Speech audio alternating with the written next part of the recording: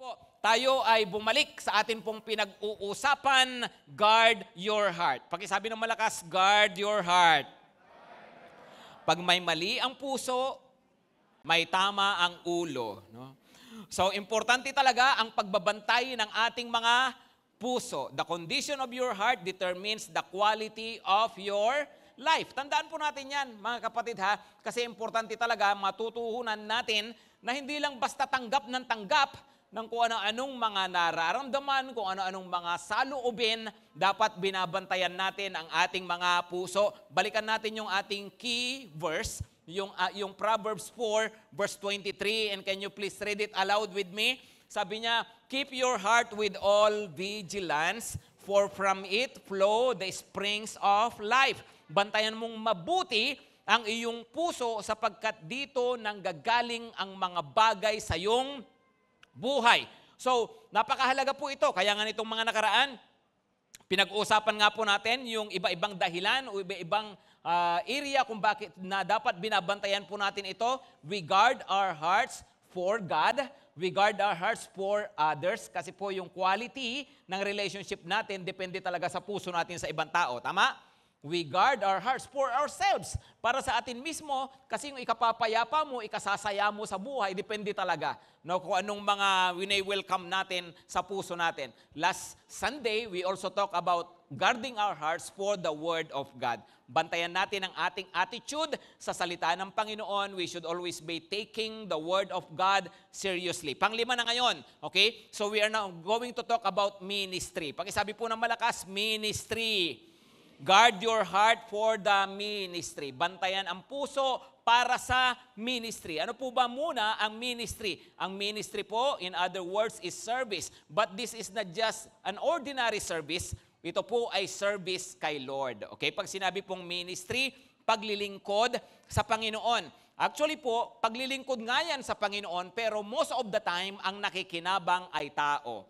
Kaya nga po, ang definition ko ng ministry is service rendered to God for the benefit of man. Service rendered to God for the benefit of man. Naglilingkod ka sa Panginoon, like yung kumanta kanina, of course, service nila yun kay Lord, pero sa pamamagitan ng kanta na naririnig natin, at kung nangusap sa inyo ang kanta, tayo po ang nag-benefit. Tama ba? So, ganon ang ministry. At ang ministry po ay isang bagay na napakahalaga bahagi ng buhay natin. Kasi sa totoo lang, ano ba yung mga choices natin na paggagamitan ng buhay natin? Well, pwede mong gamitin ang buhay mo sa kalukuhan, sa kasamaan. Tama? Yun ba ang best na paggagamitan? No? Pwede mong gamitin ang buhay mo sa wala lang, no?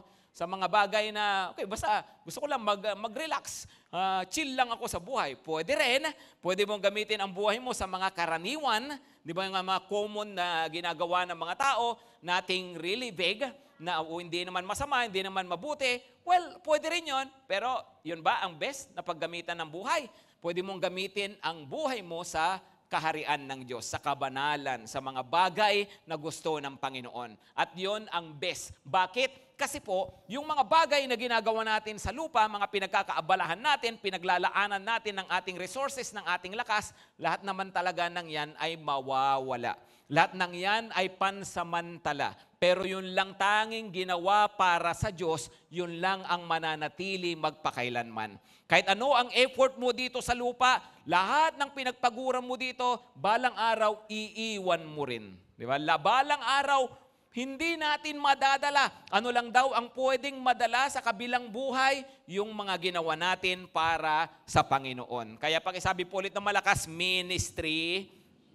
Okay, tingnan natin itong verse na to, Deuteronomy 10, verse 12. Sabayan niyo po ako magbasa.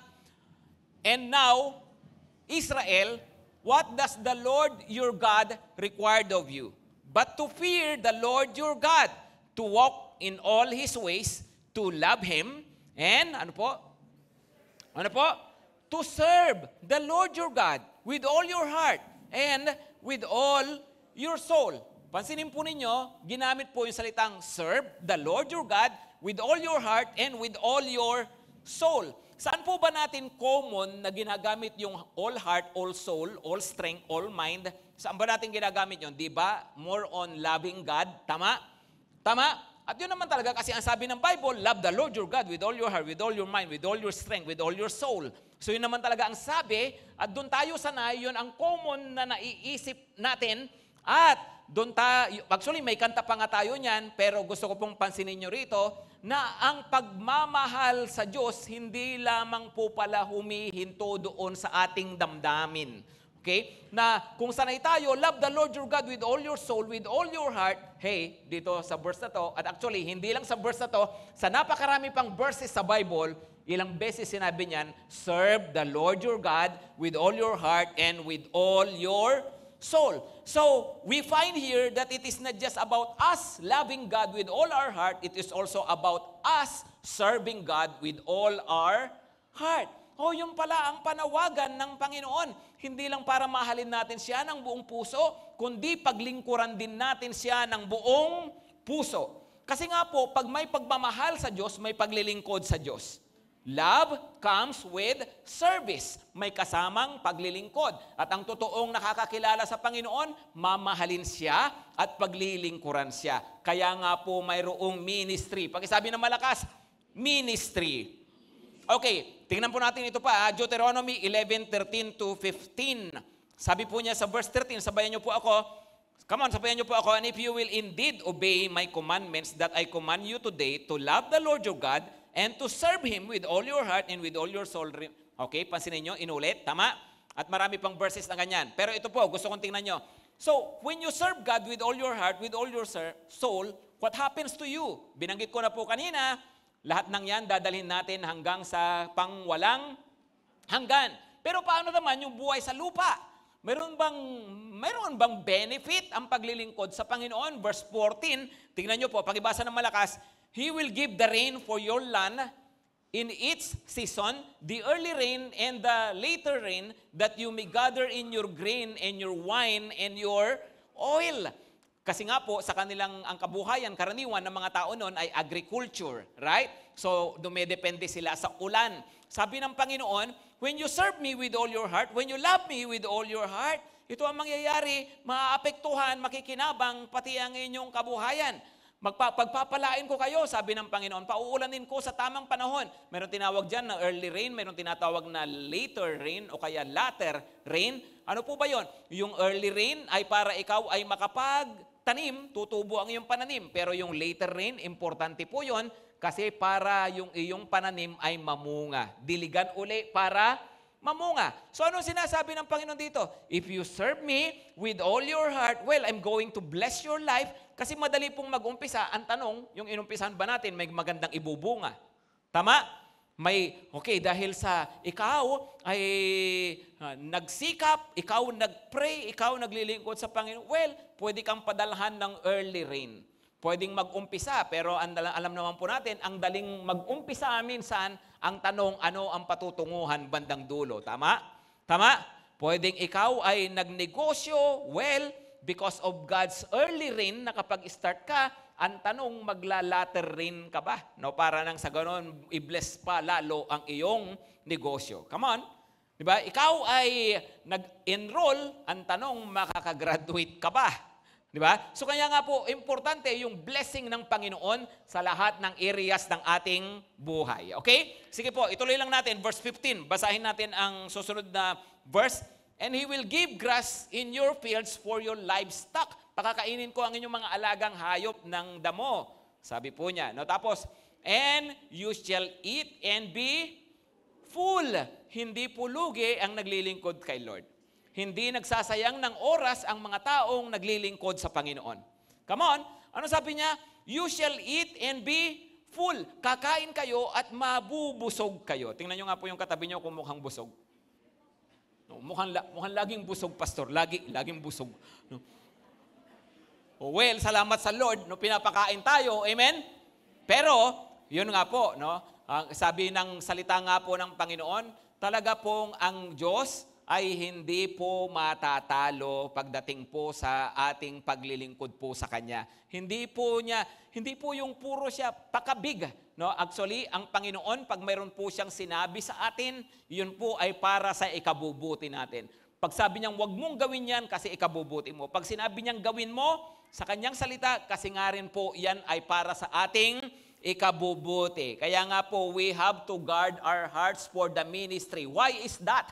Bakit kailangan kong bantayan ang puso ko pagdating sa paglilingkod sa Panginoon? Well, maraming danger. Kasi pwedeng ma-discourage, pwedeng mapagod, di ba? Pwedeng mainis, pwedeng maasar, pwedeng maging prideful, pwede tayong maging mayabang. Ang dami po na kinakailangan bantayan pag tayo ay naglilingkod sa Panginoon. Pag maganda ang nangyayari, pwedeng lumalaki ang ulo mo. Pag hindi maganda ang nangyayari, pwede namang ikaw ay nalulungkot, nadidisappoint at ikaw ay susuko. Di ba? Kaya nga importante ang pagbabantay ng puso pagdating sa paglilingkod sa Panginoon. Amen? Dalawang bagay ang bantayan natin. Excuse me. Number 1, guard against losing heart. Okay, guard against losing heart, no? Ano raw po? Bantayan ang puso saan, no? Pag sinabi pong you lose heart, ano po ang ibig sabihin niyan? Yung nga po pinanghihinaan ng loob. Sumusuko, nagkukwit, bumibigay na, umaayaw na. Di ba? Ayawan na. Yan. Tingnan niyo po ang 2 Corinthians 4 verse 1. 2 Corinthians 4 verse 1. Ano sabi dito? Therefore, having this ministry by the mercy of God, we do not lose heart. So, ano ang tamang puso pagdating sa ministry? You do not lose heart. Since you are given ministry, ano ang tamang attitude ko lagi? Babantayan ko yan so that I will never lose heart. Hindi ako panghihinaan ng loob, hindi mawawala ang puso ko sa paglilingkod sa Panginoon. Hindi ako lalayo sa paglilingkod. Bakit? Kasi nga po, sabi niya, binigyan tayo ng Panginoon ng ministry. Amen? We are called to God's service. Gusto ko pong tingnan nyo ang verse po na ito para mas ma-appreciate natin. No? Sabi po niya, verse 1 yan, di ba? Lundag lang tayo, tingnan nyo po ang verse 7. Pagkitingnan ang verse 7, sabi po dito, but we have this treasure in jars of clay. O, tingnan nyo po we have this treasure in jars of clay. Ano raw po? Yun po, ano yung tinutukoy na treasure? Yung ministry. Yung paglilingkod sa Panginoon. Yung paglilingkod kay Jesus, yung pagsishare ng gospel, yung magandang balita na nasa ating mga puso na ibinigay niya sa atin. Ito pong ministry na to, yun po yung sinasabing treasure. Pakisabi ng malakas, treasure. At yung treasure na yon nasaan? Yan po ay nasa jars of clay. Yan po ay, ano raw po, nasa palayok. Okay, tingnan nyo po Pag sinabing treasure, pag ba ikaw binigyan ng treasure, ano ang gagawin mo dyan? Ano ang gagawin? O natural, iingatan. Tama? Tama? Uy, sumagot naman kayo, utang na loob. No? Huwag nyo ipa. so di ba, pag tayo mayroong treasure, mayroong mahahalagang mga bagay sa buhay natin, binavalue natin. Tama? Ay, ginto pala yan. Di ba? Ay, napakahalaga pala nito. So, ibig sabihin, iniingatan natin, pinapahalagahan natin. Kasi pag alam mo ang value ng isang bagay, hindi mo siya babasta-bastain. Pag alam mo ang value ng isang bagay, ay hindi mo siya sasayangin. Tama? Hello, tama ba? So sabi niya, ang ministry is a treasure. So hindi ito basta-basta. Ang paglilingkod sa Panginoon ay hindi dapat sinasayang kasi nga po ito ay ginto. Ito ay treasure. Ito ay mamahalin. Minsan po kami ni Mami Weng ay nag-grocery doon sa Fisher Mall, diyan sa may Malabon. No? Kasi di ba po may clinic kami sa may Malabon City Square, yung MC. So tatawid lang kami, magkatapat kasi yung dalawang mall na yan. Kung gusto naming mamili ng isda, o ng mga sariwang mga isda, yan, doon po kami sa Fisher Mall. Marami silang isda. Siyempre, Fisher nga eh. No? So doon talaga kami nakakabili ng ganon. So, anyway, kasi mahilig po ako sa isda saka sa gulay.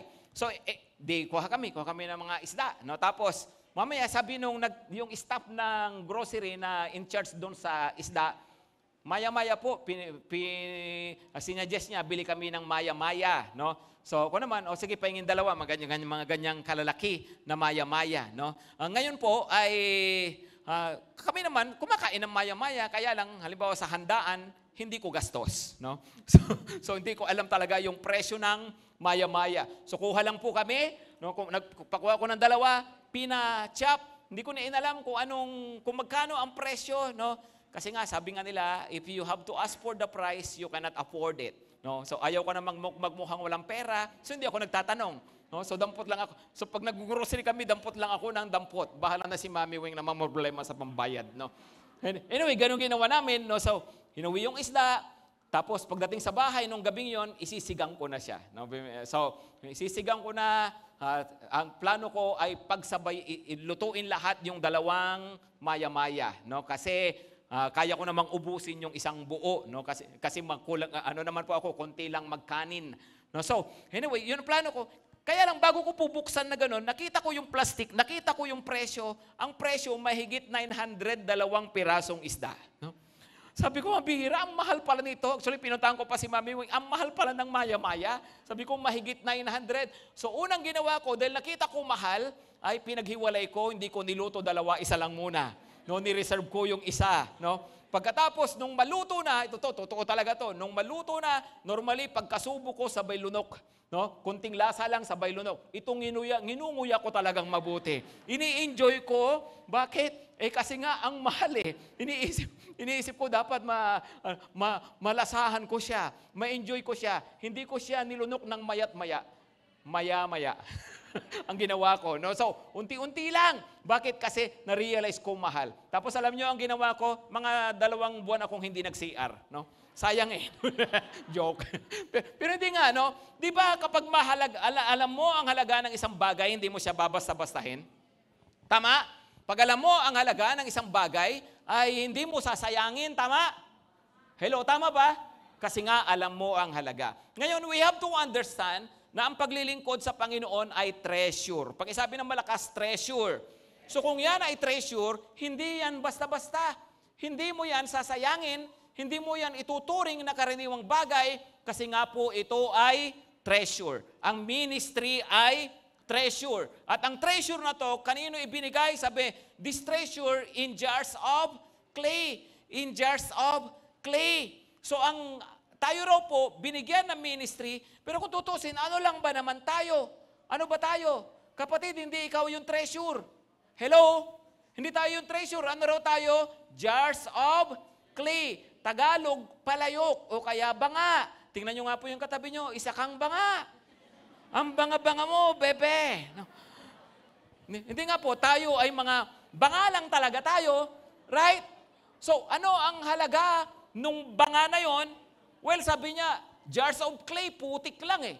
So sabi niya, ano ang halaga mo? Ano ang maipagmamalaki mo? Well, in yourself, on your own, you're just a jar. Palayok ka lang. So ano ang value talaga ng buhay mo? Ang value ng buhay mo, yung treasure na nasa iyo.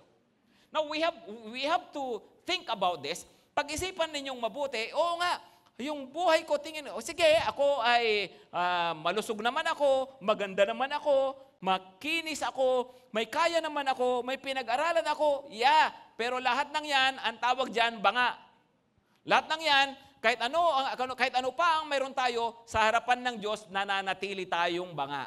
Kapag lang nagkaroon lang talaga ng value, yung banga na yan, depende kung ano ang inilagay mo dyan. Kung ang inilagay mo, yung treasure, yung ministry, yung paglilingkod sa Panginoon, saka lang po talaga nagkaroon ng halaga yung ating mga pagkatao. Amen? Hello, amen ba mga kapatid? Kaya nga po sabi ko, andayin pwede mong paggamitan ng buhay mo, pero banga ka pa rin. Tama? Pwede kang magpalaki ng katawan, isa kang malaking banga. Pwede kang magpakinis ng iyong skin, pero isa kang makinis na banga. No?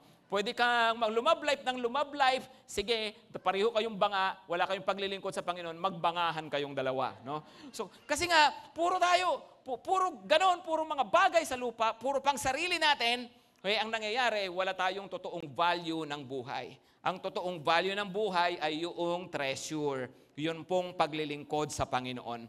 Amen? Kaya nga importante, binibigay natin yung ating buhay. Ipinaglilingkod natin yung ating buhay sa Panginoon. Kasi yung paglilingkod na yan, yun daw ang treasure. Maliwanag po? Kaya sabi niya dito, because he understands the treasure, dahil alam niya kung ano yung mayroon siya, sabi, to show that the surpassing power belongs to God and not to us. Pinapakita nito na it's really not about us. It's about the Lord. No? So, ang Panginoon lang talaga ang gumagamit po sa atin. Ang Panginoon ang nagbibigay sa atin ng kakayahan. At habang binibigyan tayo ng kakayahan ng paglingkod, nagkakaroon naman lalo ng halaga yung mga buhay po natin. Amen? Kaya sabi po niya, okay, lundag naman po tayo ulit. Verse 16, same chapter, verse 16. So, we do not lose heart. 2 Corinthians 4:16. Ano raw po ulit? So, we do not lose heart. Though our outer self is wasting away, our inner self is being renewed day by day. Well, sabi niya, kasi nga, alam ko kung ano yung ginagawa ko, alam ko yung halaga ng pinagkakaabalahan ko, alam ko na napakabuting bagay sa harapan ng Diyos yung ginagawa ko na paglilingkod, so I never lose heart. I will not lose heart. Kahit tumanda na ako, kahit manghina ang katawan ko, sabi niya, our outer self, our physical body is wasting away, nangihina ang katawan, pero patuloy kong lalakasan ang aking kalooban. Patuloy kong i-renew, magpapanumbalik ang aking lakas, yung inner self. Bakit? Kasi alam ko ang halaga ng aking ginagawa. Amen? Hello mga kapatid. Diba? So ganun pala yun. No, sa harapan ng Panginoon, sabi niya, I will never lose heart. Bakit? Importante yung aking ginagawa.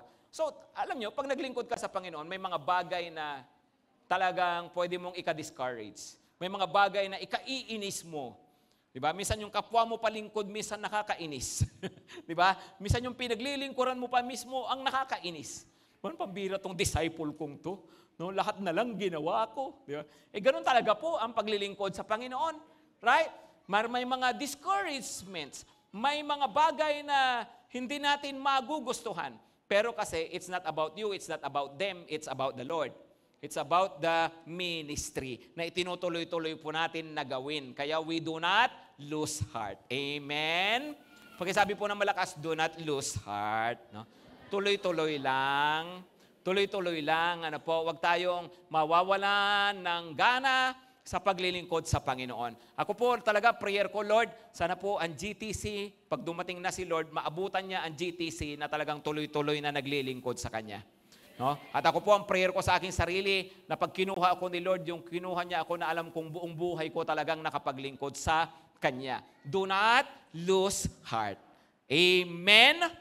Kasi po, sabi nga, di ba, the harvest is plentiful, but the workers are few. Ang daming gawain, kukunti ang manggagawa, ang daming aanihin, kukunti ang tagapag-ani. So ang dami nang aanihin, kukunti pa ang nag-aani, ang dami nang gagawin, kukunti ang manggagawa, tapos nag-lose heart ka pa, nawala ka pa, hindi ang laking kabawasan, di ba? Kukunti na nga nabawasan pa, na wag na tayong pampabawas. Maliwanag? Mga kapatid. Kaya kasi nga po dito sa church, as you can see, meron tayong mga trainings, di ba? Kasi ano ba ang point nito? Alam niyo, mapalad po tayo pag napupunta tayo sa church, no, na tayo ay pinag-uusapan ang pagbabagong buhay, ang katuwiran. Kasi yun talaga ang sinasabi ng Panginoon. Amen? Mapalad din po tayo pag napupunta tayo sa church at pinag-uusapan sa church ay yung paglilingkod sa Panginoon. Kasi po, yun din po talaga ang gusto ng Panginoon. Hindi yung para lang sabihan sa atin na loves tayo ni Lord. Di ba? Totoo naman loves tayo ni Lord. Pero it's not just about that. It's about our lives being transformed and our lives being used for the kingdom of God. Amen? Mga kapatid, kaya dito sa church, meron tayong mga trainings, iba-iba yung mga trainings natin. Why is that? Kasi po, para tayo magkaroon ng ministry. Para tayo hindi puro aral, hindi puro trabaho, hindi puro pamilya, magkaroon tayo ng kani-kanyang mga ministry. Kasi importante, meron tayong ministry. Right? Kaya nga, sabi ko nga, di ba, meron kang secular work, pero hindi enough. Ang secular work, dapat meron kang sacred work. Okay? Secular work, ano yon? Well, mayroon kang hanap buhay, mayroon kang negosyo, mayroon kang pinapasukan. Pero hindi sapat ang secular work. Dapat may sacred work. Sagrado, banal na gawain. Secular work makes a living, but sacred work makes a life. Secular work, anong naibig? Well, meron kang kabuhayan, pero ang sacred work, meron kang buhay. Pwede kasing meron kang hanap buhay, pero wala kang kabuhay-buhay. Di ba? At sino ang magbibigay sa iyo ng totoong buhay? Ano ang buhay mo talaga? Well, when you serve God. Pag mayroon kang ministry. Kaya nga, do not lose heart. Amen? Mga kapatid, kasi alam nyo, madali talaga mag-lose heart. Ha? Madali. Ang daming nag-lose heart. Ang dami ko nang nakita. Kahit sa, minsan, kahit nga sa training actually, nag-SOL ka, pwedeng mag-lose heart din. No? So, kahit sa training pa lang, pwedeng mag-lose heart. Actually, kami po, sa amin po ng mga nagpapastor, ay meron kaming tinatawag na Bible College. Yun po yung aming bachelor's degree. Meron kaming seminary, yung aming masteral, saka doctorate. So, sa Bible College ko po, sa experience ko, nung ako po ay nag-aaral, yan pareho kami ng school ni Pastor Darwin, si Pastor Jonathan, Pastor Alma, iba naman yung kanilang school, si Mami Weng, iba rin pong school. Ang dami namang mga Bible school, ang daming mga Bible colleges, no? Ang daming seminaries. Pero sa school namin, ay kunti lang po talaga kami. At normally talaga, sa mga Bible colleges, kunti lang talaga yung mga estudyante. No? Halimbawa, sa case namin, first year. No? First year po kami, alam ko 15 kami noon. 15 na nag-aaral. First year. Pero hindi pa natatapos ang first sem, 3 na agad ang nalagas. Bumalik na ng Laguna, bumalik ng yung isa, nung dalawa Laguna, yung isa bumalik ng Bulacan. Tapos after ng first year namin, may nalagas na naman na 4. No? Nag-transfer, tapos yung iba hindi na rin naman yata nagpatuloy. Tapos hanggang second year, mayroong nawala, third year. At alam nyo nga po yung 15 na yun, bandang dulo, fourth year pagka-graduate, 2 lang po kami nakagraduate. No? 2 kami nakagraduate. Pero first honor ako doon, ha? No? Makakala nyo kung sino-sino lang yung nakatayo dito sa harapan. First honor to, oy. No? Ang masakit pa doon, ganito. Yung kaklase ko, totoo to, yung kaklase ko, sabay kong gumraduate transfer. So, ibig sabihin, kung walang nag-transfer sa 15, ako lang talaga ang natira. Pero dahil may nag-transfer, kaya may second honor. No? Pero, sana nga, hindi na nag-transfer para akin lahat ng award eh. Ako na ang first honor, ako pa second honor, best in spelling, no? Di ba yung po, most active. So, pero, imagine, palagas ng palagas, ang daming nalalagas.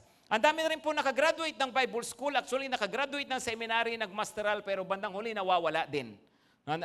Bakit? Well, maraming dahilan, pero iba po, they lose heart. They lose heart.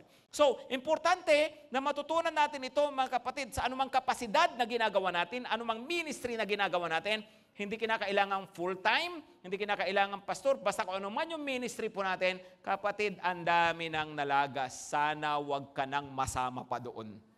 Amen? Pag naglingkod sa Panginoon, tuloy-tuloy. Amen ba? Hello? Hello, amen? Actually, ako po pala, by the way, na nung after ng first sem, naisip ko rin talaga yan. No? Parang, babalik pa ba ako? No? Umuwi ako sa probinsya namin, sa Pangasinan. Tapos, naisip ko, nung andun na ako, parang, ito ba gagawin ko, buong buhay ko, paano pag pastor na ako? So, iniisip ko po yun, muntik na rin akong hindi tumuloy. No, iniisip ko, mag-artista na lang siguro ako. Hindi po, may iba akong mga pangarap noon. No? Isa gusto kong mag-law, ganyan. So iniisip ko, parang ayoko nang tumuloy, pero nangusap din agad sa akin si Lord. December, nangusap sa akin si Lord. Habang nakabakasyon, sabi ng Panginoon, okay, kung hindi mo tutuloy, ano naman gagawin mo sa buhay mo? Ano ang paggagamitan mo ng buhay mo? Sabi sa akin ng Panginoon. Ano ang paggagamitan mo ng buhay mo? Pero, of course, alam ko mayroong pwedeng gawin, pero ano ba talaga ang best na paggamitan ng buhay? Of course, it is no other than serving the Lord. Amen? So, you don't have to be a pastor. Hindi mo kailangan mag-full-time, pero lahat tayo mayroong calling na mag-minister. At yung ministry na yan, panindigan natin mga kapatid, do not lose heart. Pakisabihan yung katabi, do not lose heart. So beware, beware. Guard against losing heart. Sabi po dyan sa verse na binasa natin kanina, di ba? Our inner selves is being renewed. Pero our outer selves, nanghihina yan, no? Nanghihina. Pero alam nyo, dito po sa church, I praise God. Kasi ang dami ko pong nakikita, mga senior citizen po natin, mga ginagamit po ng Panginoon. Di ba? Hindi po, napapansin niyo po sila, talagang nagpapagamit po kay Lord. Mga may edad na, sabi ko nga po, mga samahang SSS yan, 50, 60, 70. No? Samahang 50, 60, 70. No? Pero, kikita niyo po, ay, grabe, nagpapagamit po talaga sila kay Lord. I praise God for them. Palakpakan naman po natin sila, mga kapatid. No?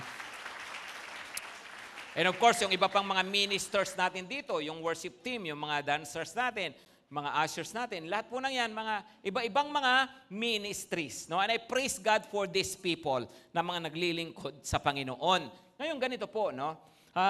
Sila po, kaya andito sa stage, hindi yan mga para walang magawa, ha? No?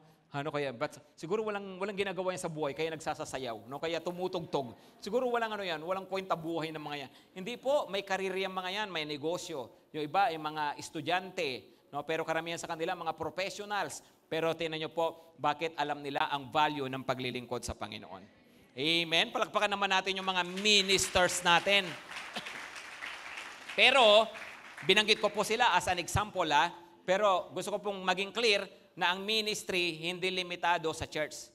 At hindi limitado lalo na sa stage. Ang dami nating pwedeng gawing klase ng ministry. Most of the time, actually po, ang ministry wala sa linggo at wala sa loob ng church. Most of the time, nasa Lunes hanggang Sabado. Wala sa church, nasa opisina nyo, nasa bahay ninyo, nasa school nyo, andon ang ministry. Bakit? Andon ang mga tao na nangangailangan sa Panginoon. Na kailangang ma-sharean ng gospel, kailangang maipag-pray, kailangang ma-invite. Alam nyo po, pag i-invite pa lang, ang laki na ng nagawa mong ministry sa buhay ng taong na-invite mo.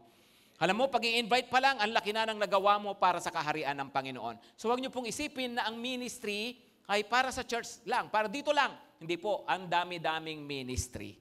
Amen? Magpagamit tayo kay Lord. Amen po ba, mga kapatid? Ang dami. Alam niyo po, itong church natin, actually, busy ang church natin. Ang dami nating mga gawain, pero hindi lang po siya linggo at hindi lang po dito. Mas marami tayong gawain mula Lunes hanggang Sabado. Sa iba-ibang lugar, meron tayong mga cell groups, meron po tayong outreach, meron tayong mga Bible studies sa iba-ibang mga lugar. Why do we do it? Kasi nga po, ito po ay para po sa kaharian ng Panginoon at ito po yung magagawa natin na pangwalang hanggan ang bunga. Amen? Ang dami mong po pwedeng gawin sa buhay, pero lahat ng yan pansamantala, hindi mo madadala. Paglilingkod kay Lord, yan ang pangwalang hanggan. Okay? So that's number 1, beware of losing heart. Number 2, beware of deceived heart. Guard against having deceived heart. Bantayan natin na huwag tayong maloloko. Huwag maloloko ang ating mga puso. Deuteronomy 11 verse 16. Deuteronomy 11 verse 16. Sabayan niyo po ako magbasa. Take care lest your heart be deceived, and you turn aside and serve other gods and worship them. No, sabi niya, ano raw, ingat kayo. Baka mamaya maloko ang inyong mga puso at ibaling ninyo ito sa paglilingkod sa ibang mga Diyos at sila ang inyong sambahin. Pag sinabi pong deceive, ano po ang ibig pong sabihin nun? Na yung puso na at yung paglilingkod na dapat para sa Panginoon ay ibinaling natin sa iba, inilipat natin sa iba yung ating pagmamahal, yung ating pagtingin, yung ating effort, yung ating paglilingkod, ginamit na lang natin sa iba kaysa sa para sa Panginoon. Ang tawag doon ay other gods o kaya nga po idols. Pakisabi ng malakas, idols. Diyos-Diyosan. Of course, mayroong Diyos-Diyosan na larawan, gagaya ng ginagawa ng mga Israelita, mayroong Diyos-Diyosan na mga imahen, ginagaya ng ginagawa ng mga Israelita, pero ang Diyos-Diyosan nga po uli ay hindi lamang yung mga yon. Ang Diyos-Diyosan, yung ating other gods, ay anuman yun pong mas pinapahalagahan natin, mas inuuna natin, mas binibigyan natin ng ating panahon kaysa sa Diyos. Yun ang iyong Diyos-Diyosan. Kaya pwedeng yan po ay pamilya, anak, asawa.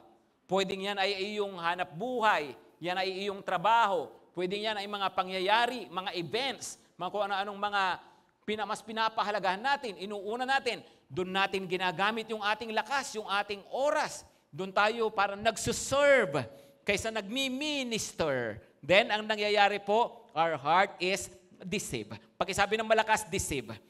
Bakit deceive? Kasi akala ng mga Israelita na pag itong Diyos na to, itong Diyos-Diyosan na to, ang kanilang pinaglingkuran, parang doon sila mas aayos, doon sila mas gaganda ang kanilang buhay. Doon sila mas liligaya. Doon sila mas mapapabuti, deceive, na-scam. Di ba? Pag sinabing deceive heart, na-scam yung puso. Sino rito naranasan ng ma-scam? Kama naranasan nyo na ma-scam? Naranasan ko rin yan eh. Nung nakita ko sa Facebook, mayroon pong binebenta na ang mura na coffee maker na may kasamang grinder.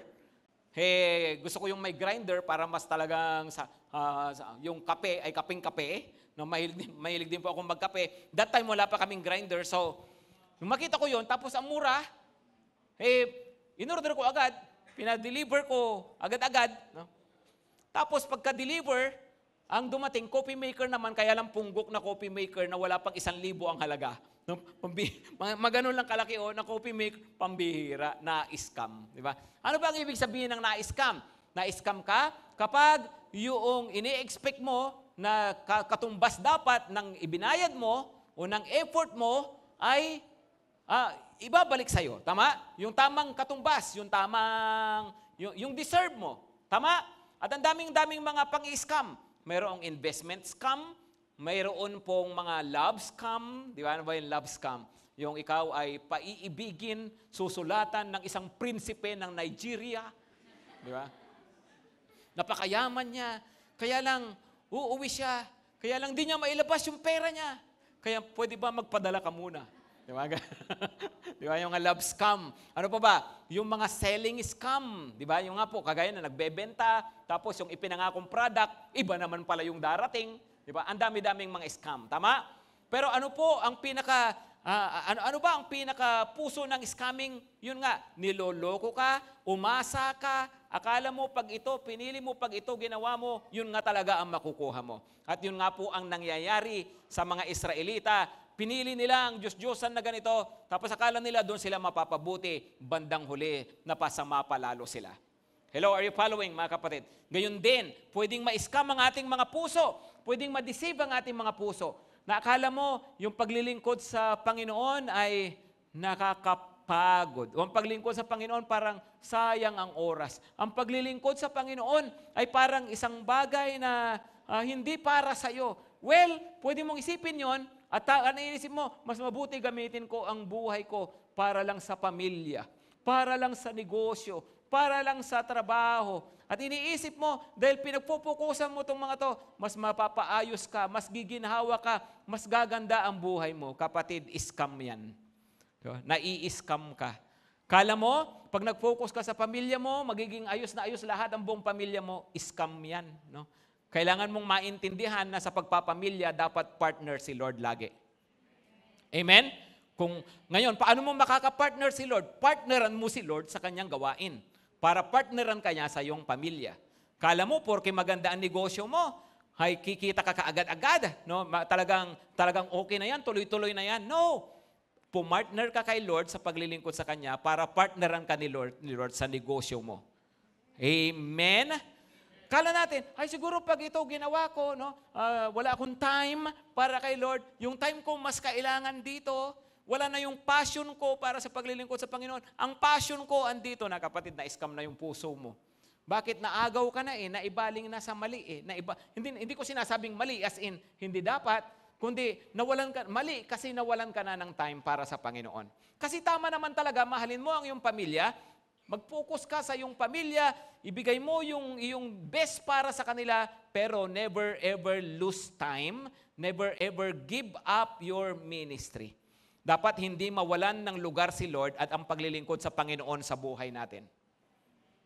Pwede, galingan mo sa trabaho mo, magsumikap ka dyan, galingan mo sa pag-aaral mo, ibigay mo yung best mo, mag-excel ka, pero excellence doesn't mean that you have no longer time for God. Come on, busyness is never a substitute to ministry. Prosperity is never a substitute to serving God. Kahit na ano ang marating natin sa buhay, kahit ano ang mayroon po tayo, hindi ibig sabihin nun, pwede mo nang ipagpalit si Lord at pwede mo nang i-give up ang para sa Panginoon. Dapat, galingan mo sa ibang area sa buhay mo, pero huwag mong kalilimutan, meron ka pa rin Diyos na kinakailangang paglingkuran. Amen? Amen? Huwag tayong papa-scam, mga kapatid. Okay? Jeremiah 13 verse 10. Jeremiah 13 verse 10. Last verse na natin. These evil people who refuse to hear my words, who stubbornly follow their own heart. Ano raw po? Follow their own heart. So how are we usually deceived? We are deceived when we follow our own heart. Kasi nga puso mo yan eh. Ano ba ang natural inclination ng puso? Ang priority ko, trabaho. Ang priority ko, pamilya. Yun ang natural na inclination ng puso. No? Tapos, isantabi si Lord. Kaya nga, when you always follow your heart, nako, ma-scam talaga tayo, madideceive po talaga tayo. Hindi totoo yung sabing follow your heart. Just follow your heart. No, follow the word of the Lord. Take the word of God seriously. Amen? So, they follow their own heart. So, they were deceived. Sila ay dinaya ng kanilang sariling puso. Mga kapatid, madalas po, lalo na kung hindi tayo gaanong nagbabasa ng Word of God, madalas ang tibok ng puso natin ay hindi ayon sa sinasabi ng salita ng Panginoon. Kaya importante, you read the Word of God. Nakikinig tayo ng salita ng Panginoon. At makikita natin, nga pala, nadidisib na pala ako, naliligaw na pala ang aking puso. Na iba na ako, nawala na yung focus ko, nawala na yung interest ko sa paglilingkod sa Panginoon. Then, you have to check your heart and you have to correct your heart. May dapat i-correct, Lord. May dapat ayusin. Kasi puso ko na lang lagi ang nasusunod yung hindi tamang inclination ng aking puso. Maliwanag po? Sabi po niya, ituloy natin pagbabasa dyan. Sabayan niyo po ako. Who stubbornly follow their own heart and have gone after other gods to serve them and worship them, shall be like this loincloth which is good for nothing. Pag sinabing loincloth, ano ba yon? No, parang underwear ganyan, no, na ano ba ang purpose noon? Actually sabi ng Panginoon sa naunang mga verses ay kumuha ka ng loincloth, tapos ilagay mo sa bewang mo, tapos sabi niya tanggalin mo, tapos ilagay mo sa isang sulok, takpan mo ng bato, huwag mong gagalawin. Huwag mong gagalawin, sabi ng Panginoon. Tapos after some time, balikan mo. Binalikan niya, sira na. Wala nang pakinabang. Yung tela na yon, sira na. At ano daw ang lesson, sabi ng Panginoon kay Jeremiah, ito kasi ang Israel. Tinawag ko sila for a purpose. Minahal ko sila at mayroon akong closeness sa kanila. Tinawag ko sila para sa isang function, para mas malapit sa akin, para sa aking kaluwalhatian, para magamit ang kanilang buhay, and yet itinago lang, inilagay sa isang sulok, hindi nagagamit na bulok. Hindi nagagamit na sira. No? Kaya nga po, alam niyo po mga kapatid, tayo, special sa Panginoon. Amen? Amen? You are called to be close to God. You are called for a purpose. Mayroong talagang layunin ang Panginoon sa buhay ng bawat isa sa atin. Pero sabi nga niya, kung tayo po ay naliligaw ang ating mga puso, na-scam yung mga puso natin, nadideceive po tayo, then ang mangyayari, hindi natutupad yung purpose na yon. At sabi niyan, hanggang sa mawalan ng silbi, mawalan ng kwenta. Maliwanag po ba, mga kapatid? So, guard against deceive heart. Bantayan natin ang ating mga puso. Dalawang bagay po ulit. Ano yung number 1? Guard against losing heart. And number 2, guard against deceive heart. Tumayo na tayo lahat. Sige po. Pagkitignan ng katabi, pakisabihan, bantayan ang puso. Okay. Sabihin mo, maglingkod, magpagamit kay Lord. Amen? Amen? Magpagamit kay Lord. No? Paggamit po tayo sa Panginoon. Alam nyo, sabi po ulit kanina, 2 Corinthians 4 verse 1, balikan nga natin yon. 2 Corinthians 4 verse 1. Therefore, having this ministry by the mercy of God. Wow. Pakisabi na malakas, mercy. Ano raw? Ang ministry pala, hindi yan kung kani-kanino lang. Hindi yan basta-basta. Hindi binibigay kung kani-kanino.